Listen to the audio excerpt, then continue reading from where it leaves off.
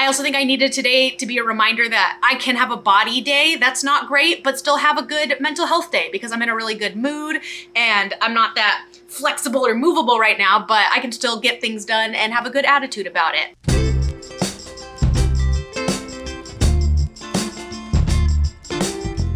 Good morning and happy new vlog. I'm not feeling terrific today. I'm not having a pain day. I'm having what I like to call an icky day, where something about my insides feel gross. I woke up with like the tightest diaphragm ever, and I tried some stretching and, you know, doing what I can to release it, but I just feel like, I just feel like something inside me is like hunching me over and making me nauseous and gross. So when it's not like a physical pain thing where I can't just like, you know, lay on the foam roller or stretch, can't really do much about it, which sucks, and it like impacts my energy, and like I feel like I can't even move that much because it's like, ugh, you know, just that like icky feeling you get when you get sick. It just kind of feels like that from the inside.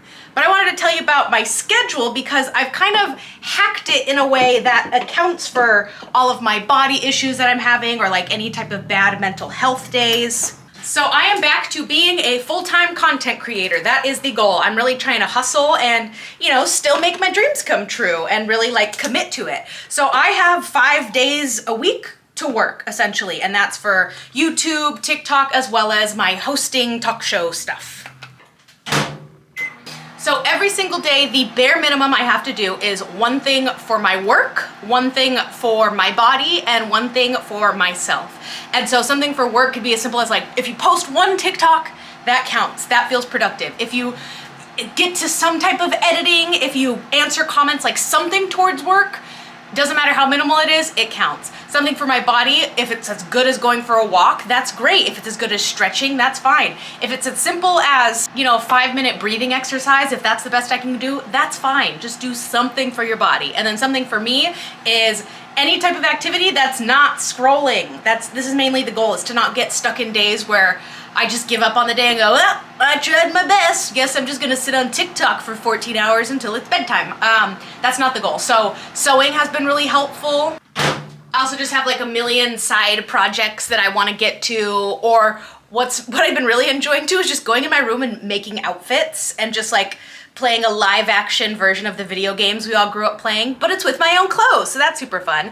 But with my weekly schedule on a whole, I have days where it's like one editing day, one planning day, 2 filming days, and like another editing day. But those can all be interchangeable depending on how I'm feeling.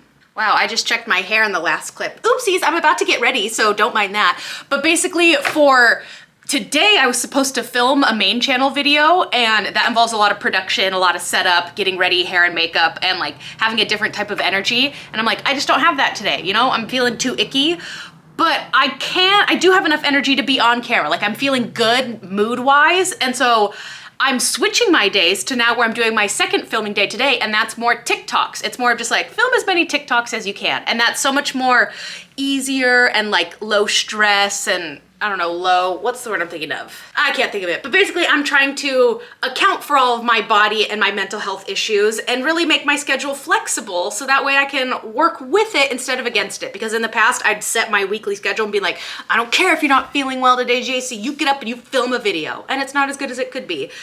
So just trying to create that balance but still get everything done that I want to. So I'm gonna get ready and we're gonna film TikToks for the day.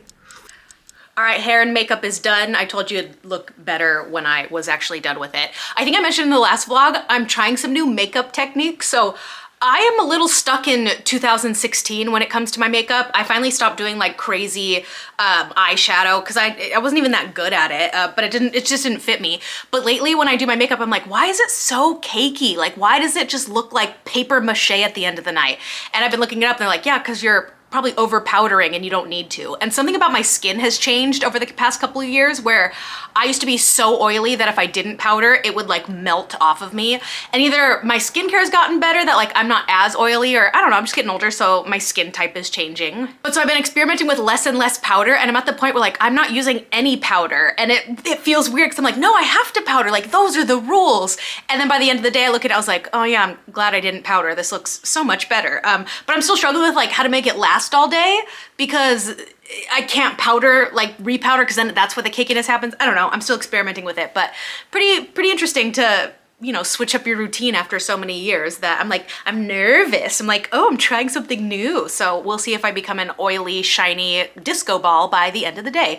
But I'm gonna start doing some TikToks. I have some to do for promoting like my Shadow Brain series, as well as just like silly ones I've been wanting to do. You know, I'm just ready to get back into like the fun side of social media. It's just felt so heavy and dark lately. And I've been doing this for 5 years because I love it and it's fun and it's silly and I just want to make some silly videos. So let me go do that right now. I mean, it's not like we're working in a coal mine. God, no. But here's a secret. It's way worse than working in a coal mine. It's more dangerous than working in a coal mine. We would love to be working in a coal mine. Just look at these coal miners drinking sweet tea.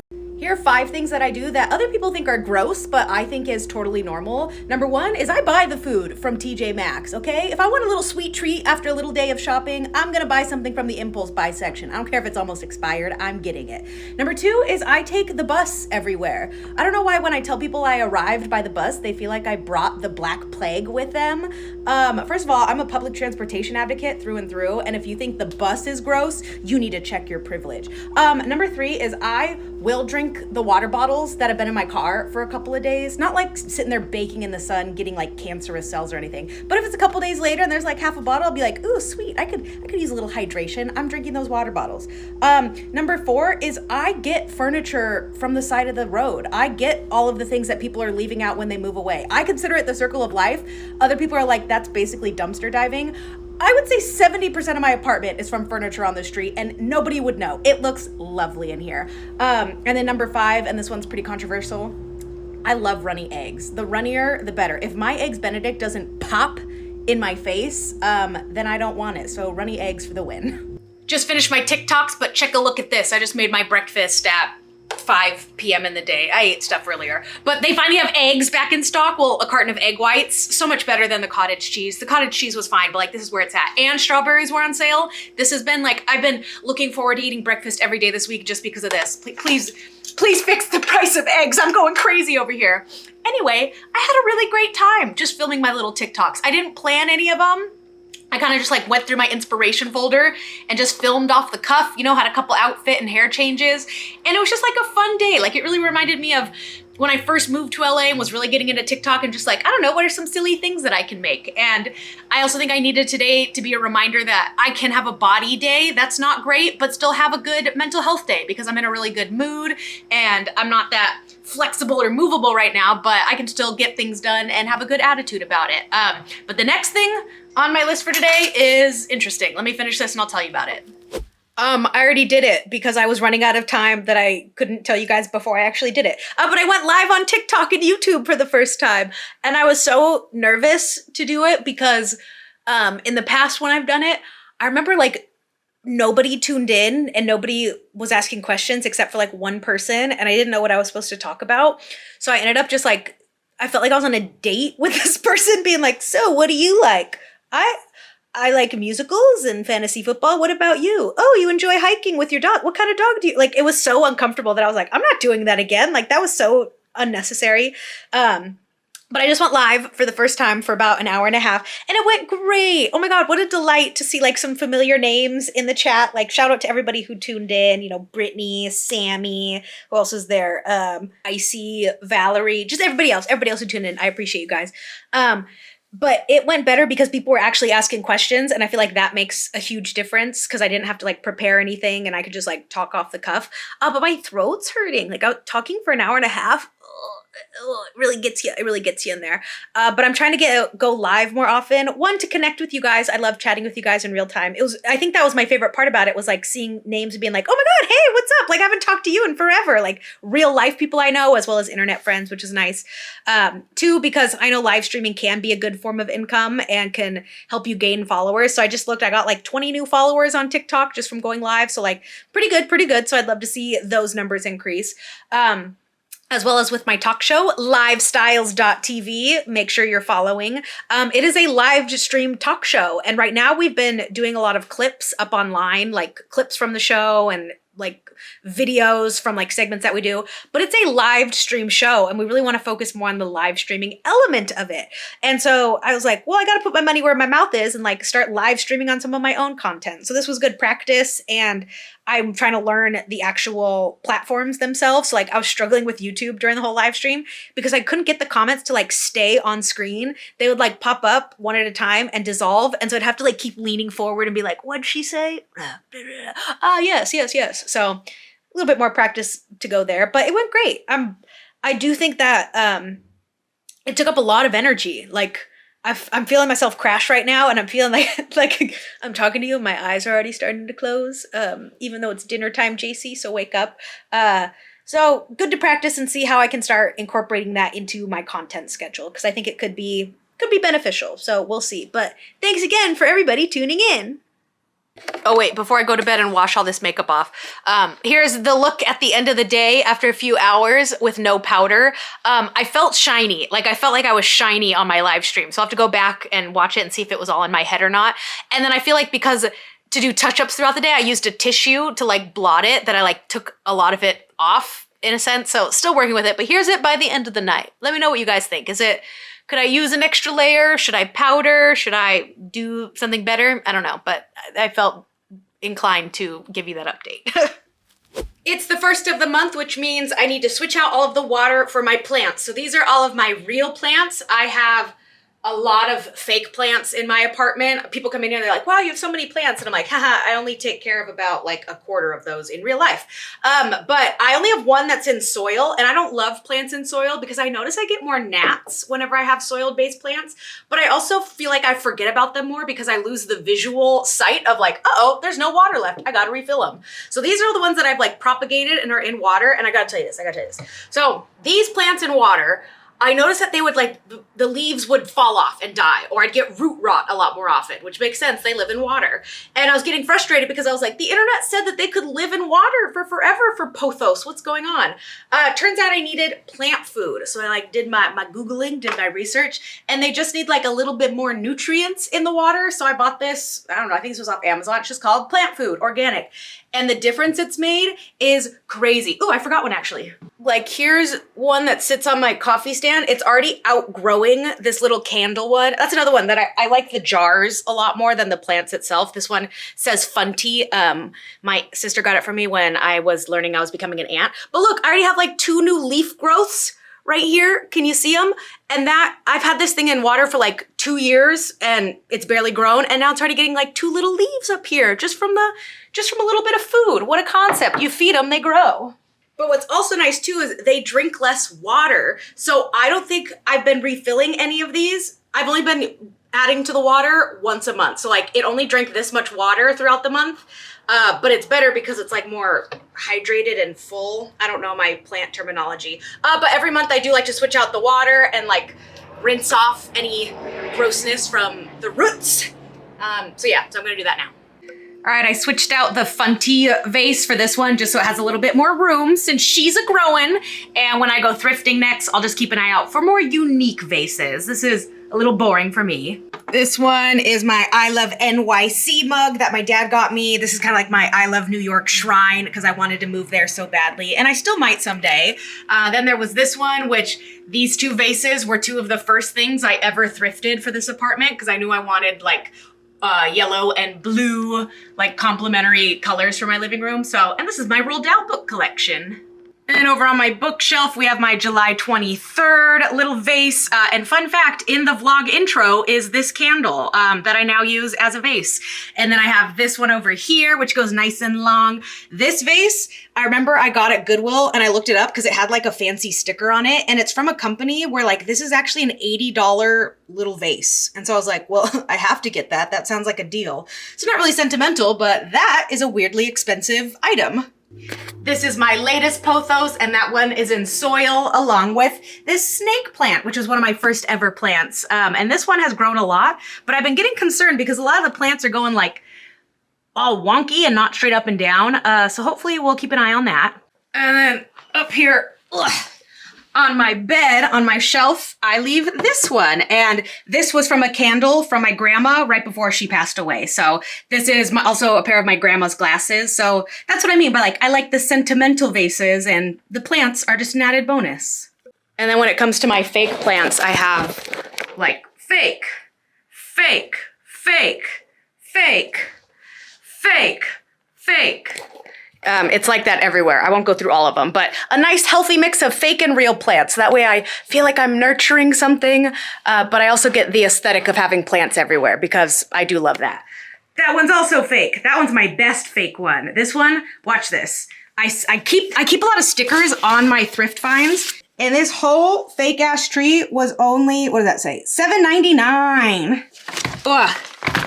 So a fake Monstera for $8. That was one of my best thrift finds. So good job, everybody. You guys, huge news. I made these pants from scratch. I went to Joann's, I got some fabric, and I made these. I basically just cloned an existing pair of yoga pants that I already liked and like made a pattern out of it. It took a lot longer than I thought. I thought it'd be like a nighttime project. It took like 2 days, but not too shabby. It's because I did it like right. I like overlocked my seams. Those are sewing terms. They're a little shorter than I wanted. That was on accident, but we're gonna take them for a test spin today and hopefully I don't pop any seams. I mainly wanted to do these because I am gonna make all of my outfits for Pride. So I go all out for Pride.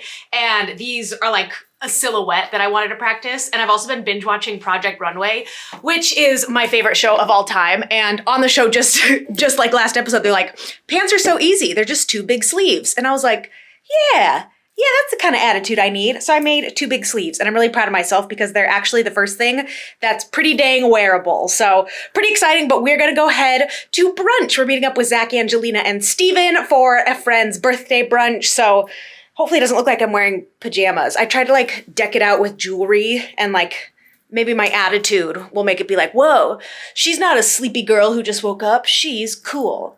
So let's go to brunch.